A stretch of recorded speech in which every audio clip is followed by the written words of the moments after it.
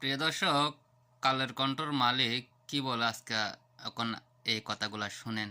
এখন কালের কণ্ঠর মালিক তারেক জিয়ার অনেক ঘনিষ্ঠ।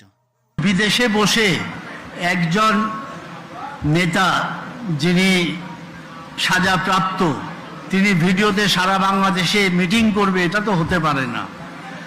এটা তো স্বাধীনতা না। আর এই স্বাধীনতা যদি বাংলাদেশে থাকে, তো জেলখানাতেও রাজনীতি করার আপনারা অধিকার দিয়ে দেন, যে প্রতিটা জেলখানার লোকও রাজনীতি করতে পারবে। শুনছেন তো এখন এখন কি বলছে।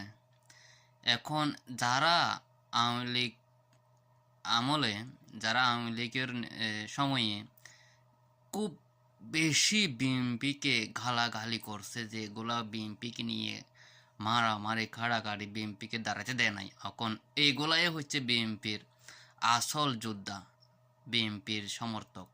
বিএনপি এগুলাকে এখন সমর্থক করে।